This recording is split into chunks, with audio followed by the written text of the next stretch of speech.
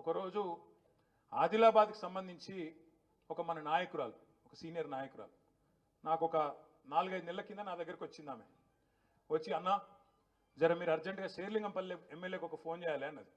ఎందుకమ్మా అన్న, మావాడు అయ్యప్ప సొసైటీలో ఒక బిల్డింగ్ కడుతున్నానా, ఆడ ఈ జిహెచ్ఎంసీలో చాపుతురట, ఎమ్మెల్యే చెప్తే ఇంటరట, జర ఒక ఫోన్ చేయన్నా అని వచ్చింది. నేను ఫోన్ చేసిన, అప్పుడు ఎమ్మెల్యే మన పార్టీలోనే ఉండే. ఫోన్ చేస్తే ఆయన ఏం చెప్పిండు ఎరికైనా, సార్ జిహెచ్ఎంసీలు కాదు, పాడు కాదు, అదంతా ఇక్కడ తిరుపతి రెడ్డి ట్యాక్స్ నడుస్తుంది సార్ అయ్యప్ప సొసైటీలో. ఒక్కొక్క స్లాబ్కు అక్కడ 500 గజాల లోపల అయితే 10 లక్షలు ఇవ్వాలి, 500 గజాల పైన 1000 గజాల లోపల ఉంటేనేమో 18 లక్షలు ఇవ్వాలి సార్. ఇది తిరుపతి రెడ్డి ట్యాక్స్. జిహెచ్ఎంసీ వాళ్ళు స్వయంగా చెప్తున్నారు, అక్కడ ఎవరైనా పోతే తిరుపతి రెడ్డి కాడికి ఓన్రి, ఆడికి వెళ్ళి ఫోన్ వస్తే మేము ఊకుంటాము, లేకపోతే కూలగొడతామని చెప్తున్నారు సార్. ఇది మీ ఎమ్మెల్యేనే చెప్పిండు, నాకు ఎవడో కాదు. చెప్తే నిజమా అని నేనన్నా. అవును సార్ నిజం సార్, మాదాపూర్లో ఆఫీస్ ఉన్నది, ఆయన్నే నడిపిస్తున్నాడు, మీకు కావాలని మాదాపూర్ ఆఫీస్ కాడికి తిరుపతి రెడ్డి ఆఫీస్ కాడికి పోతే రోజుకో 200 మంది కనబడతారు సార్ అన్నాడు. నేను అడిగిన, వాడు ఏమైనా ఎమ్మెల్యేనా, ఎంపీ, మంత్రి, వానింటికాడ ఎందుకుంటారా అని నేనన్నా. ఇక అట్లా నడుస్తుంది సార్, ఏం చేయాలి, మొత్తం చిట్టినాయుడు వాళ్ళ 7 అన్నదమ్ములదే రాజ్యం నడుస్తుంది మొత్తం అని మీ ఎమ్మెల్యేనే చెప్పిండు. అనగనగా ఓ చిట్టినాయుడు గారు, ఆ చిట్టినాయుడు గారికి 7 అన్నదమ్ములు, ఇక తలా దిక్కు అంచుకున్నారు. ఇప్పుడు తిరుపతి రెడ్డి అయ్యప్ప సొసైటీ మీద పడ్డాడు, కొండలరెడ్డి గుట్టల కొండల మీద పడ్డాడు, జగదీష్ రెడ్డికి సడన్గా 1000 కోట్లు వచ్చినాయి, ఆయన 1000 కోట్ల పెట్టుబడి పెడతారట తెలంగాణలో.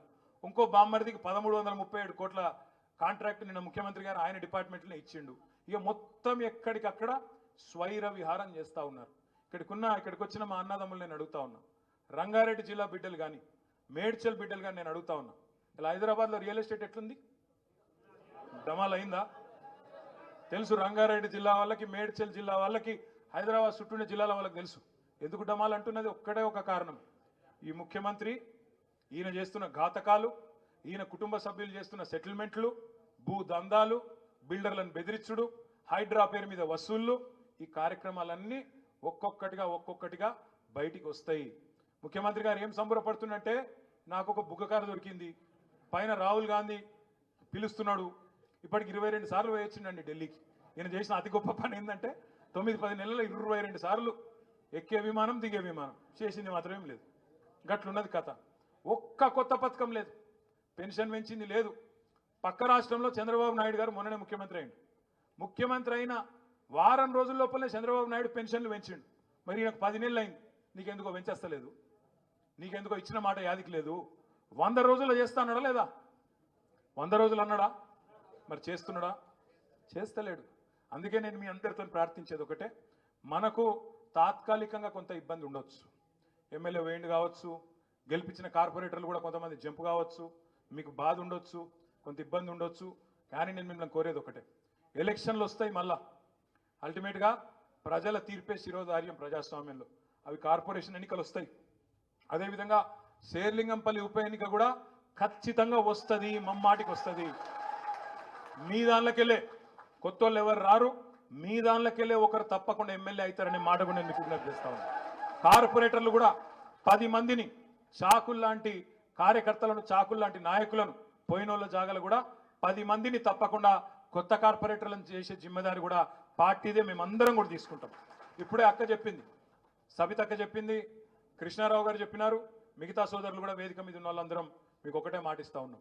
శేర్లింగంపల్లిలో ఇంకొకడ హైదరాబాద్లో ఎక్కడ మీకు కష్టం వచ్చినా, ఎక్కడ మీకు ఇబ్బంది వచ్చినా క్షణాల మీద, ఎందుకంటే అందరం హైదరాబాద్లో ఉంటాం, క్షణాల మీద మీ దగ్గరికి ఉరికొస్తాం.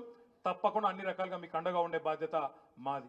అది హైడ్రా బాధ కావచ్చు, ఇంకో బాధ కావచ్చు, ఏ బాధ ఉన్నా ఒక్క ఫోన్ కాల్తో ఉరికొస్తాం.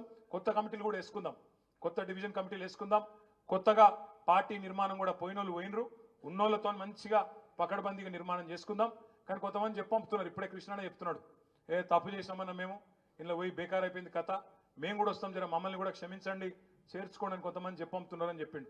చూద్దాం, వాళ్ళు నిజంగానే బుద్ధిమంతులు, ఎవరైనా బుద్ధిమంతులు ఉంటే చూద్దాం.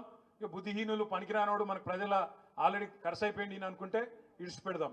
కానీ ఒకటి మాత్రం పక్కా, ఇవాళ రాష్ట్రం మొత్తంలోని ప్రజలు, నిన్న మీరు చూసినారు, ఒక ముస్లిం సోదరుడు మాట్లాడుతున్నాడు నిన్న సోషల్ మీడియాలో, అన్నా కేసీఆర్ అన్నా आप याद आ रहे हमारे को, आप जल्दी वापस आओ, कहाँ भी हैं आप, जल्दी आना वापस, मैं ये लोग बहुत सता रहे हमारे को అని చెప్పి నిన్న ఒక ముస్లిం సోదరుడు మాట్లాడుతూ ఉన్నాడు. ఒక సోదరుడు జేసీబీ వచ్చి బుల్డోజర్ వచ్చి ఆయనను కొట్టేస్తుంటే, ఇల్లు కొట్టేస్తుంటే ఆయన గట్టిగా ఆక్రందనలు చేస్తున్నాడు. అన్నా కేసీఆర్ అన్నా నువ్వు రావాలే, ఎక్కడున్నా మమ్మల్ని కాపాడాలని చెప్తా ఉన్నాడు. రాష్ట్రం మొత్తంలోని ప్రజలు కూడా కేసీఆర్ తిరిగి రావాలి అని చెప్పే రోజు ఎక్కువ దూరం లేదు. తప్పకుండా సందర్భం వస్తుంది. మళ్ళీ పేదల కండగా, మళ్ళీ హైదరాబాద్ ప్రజల కండగా బీఆర్ఎస్ఏ ఉంటుంది. ఈ గులాబీ కండువానే 10 ఏళ్ళు ప్రాంతీయ విద్వేషాలు లేకుండా, ఆంధ్ర తెలంగాణ ఫీలింగ్ లేకుండా, ఏ ఫీలింగ్ లేకుండా, ఎట్లా అయితే 9.5 ఏళ్ళు ఒక్క చిన్న గొడవ లేకుండా, చిన్న ఇరిటేషన్ లేకుండా, కర్ఫ్యూ లేకుండా, కల్లోలం లేకుండా, హిందూ ముస్లిం పంచాయతీ లేకుండా అన్నదమ్ముల్లాగా ఎట్లయితే హైదరాబాద్లో బతికినామో భవిష్యత్తులో కూడా అట్లే ఉందాం. పేదవాళ్ళను కడుపులో పెట్టుకొని చూసుకుందాం, వాళ్ళను కాపాడుకుందాం, పెద్దవాళ్లను పెట్టుబడిదారులను కూడా తెచ్చుకుందాం. తద్వారా ఐటీ విస్తరణ కావచ్చు, ఇంకోటి కావచ్చు, అది మన వల్లనే సాధ్యమైతే తప్ప ఈ చిట్టినాయుడు అండ్ కంపెనీ వల్ల మాత్రం కాదు అనే మాట కూడా మళ్ళొక్కసారి మీకు తెలియజేస్తూ ధైర్యంగా ఉండండి. డివిజన్ల వారీగా కార్యక్రమాలు తీసుకుందాం. మళ్ళా శేర్లింగంపల్లిలో కూడా డివిజన్ల వారీగా మీటింగులు పెట్టుకుందాం. మీ అందరికీ ఇప్పుడు కృష్ణారావు గారు, సబితక్క భోజనం కూడా ఏర్పాటు చేసినారు. తప్పకుండా అందరూ భోజనం చేయండి. తర్వాత నేను ఇక్కడ ఉంటా, ఎక్కడ పోను. మంచిగా డివిజన్ల వారీగా అందరం ఫోటోలు దిగుదాం, మాట్లాడుకుందాం. ఎవరు ఎక్కడ పోయేది లేదనే విషయం కూడా రాగా ఎందుకు చెప్పినా అంటే, ఇక్కడికి వెళ్ళి కొంతమంది ఇప్పుడు నాకు ధన్మని దుంకుతారు, నాకు తెలుసు. అందుకే చెప్పిన. అందుకే ఆ అర్రలు ఉంటాడా, మీరు మంచిగా భోజనం చేసి ఆడనే ఒకరి తర్వాత ఒకరు 2 గంటలైనా సరే ఇక్కడనే ఉంటా. రండి, కలుసుకొని మాట్లాడుకుందాం. జై తెలంగాణ.